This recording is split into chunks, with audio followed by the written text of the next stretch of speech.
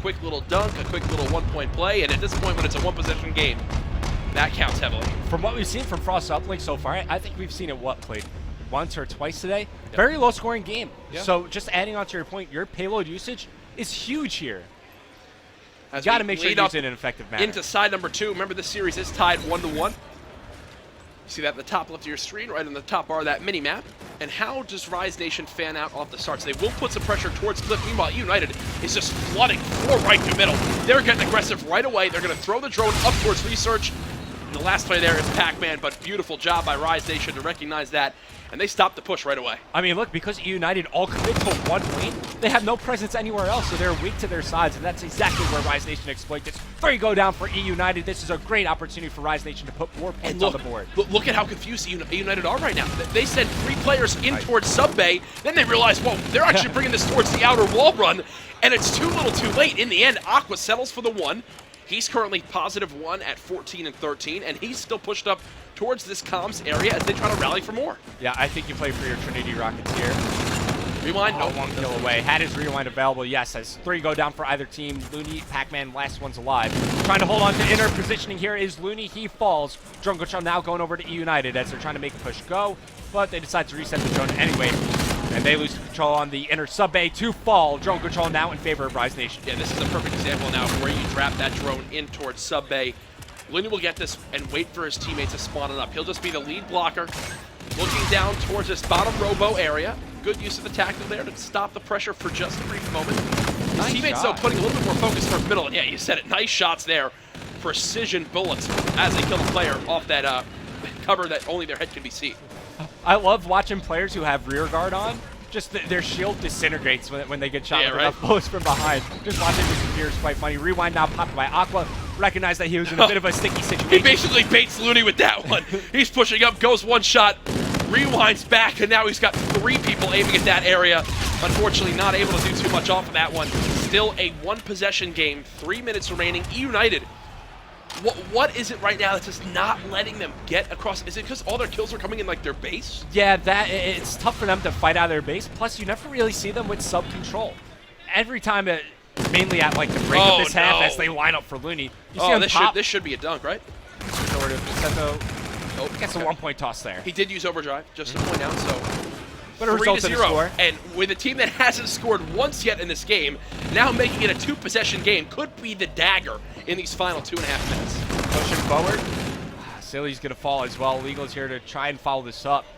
Pac-Man already dead as well. Actually has his payload to work. They're going to swap over to him, but it's only a rewind. It's not the most impactful one here in Uplink as Legal. He's going to find 3 kills. All 4 go down for Rise Nation. This is definitely... you have to score here. You're going for the dunk. That's huge. One player did spawn back construction, but they're not able to get the shots down range in time. How do Rise Nation try to play this now? Do they bring this back towards Cliff? They know there's 4 dead, so they've got all the map positioning they want. They're going to flood right up through sub, through the middle crates area. They are looking to put a dunk on the board. Looking to take out the player in the back. 1-point play comes in, and each push Rise Nation have been able to establish. How is he allowed to live right here? How is he allowed to live? They actually spawn everybody out. That was Legal, who was ready for the pinch from crates, but he overextends across the map, and he gets traded on out. Is he too far forward now? Now where's Vicento? On the other side of the map. He's in the opponent's base. Silly has the drone in his hands. Let's see if they can try to work another dunk here. He's working alongside Accuracy, who has a rewind. Pushes through top research. Joe gets tossed. Doesn't go in, though. Oh, Accuracy. Nice move onto Felony to at least stay alive in the opponent's base. But they've got to make something happen, and they've got to make it happen quick. 75 seconds remaining. You see that major event, Vicento on a 7 streak. What a beautiful addition from Infinity War to the Codcaster settings. There's sometimes, hey, we miss that as a caster. It happens so fast, but the game reminds us of it, alerts the people at home.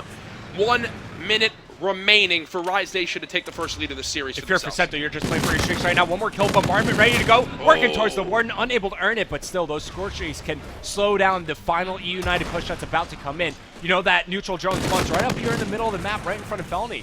Wide open, you can't take cover from those score streaks. And that's why you drop a bombardment on that. Cuts, what, 5 to 7 seconds off the clock. And with 4 dead now, streaks beginning to flood on in. Vicento looking to end the game now. Drops it onto 2. Flash shield coming into play. This should be the dunk. There it is. 6-2 now the lead.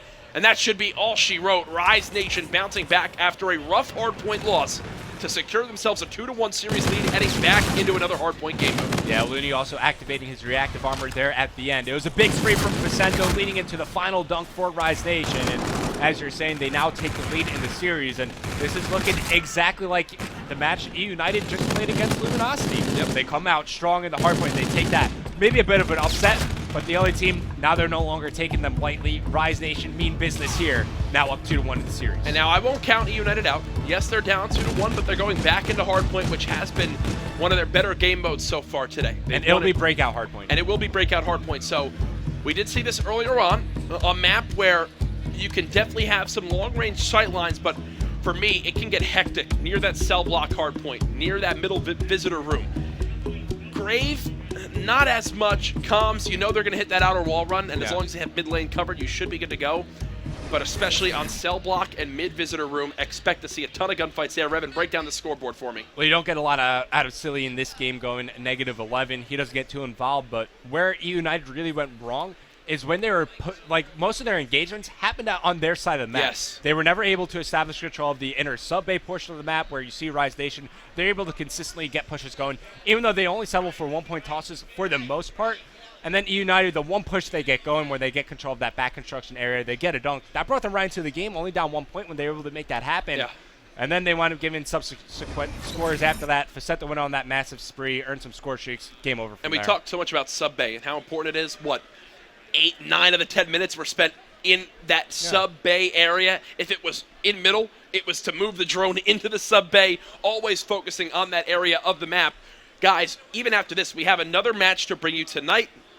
That will be the decider to see who makes it into tomorrow, as well as who winds up dropping. Well, both teams will make it in tomorrow, but who will wind up making it into that bracket play.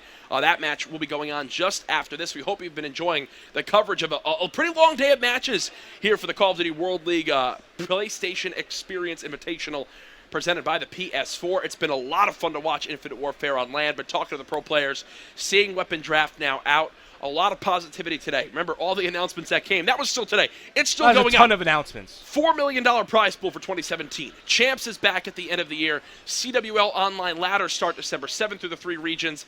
Obviously, MLG Vegas now in 10 days, which is going to be an insane event. 160 teams in the open bracket, the largest.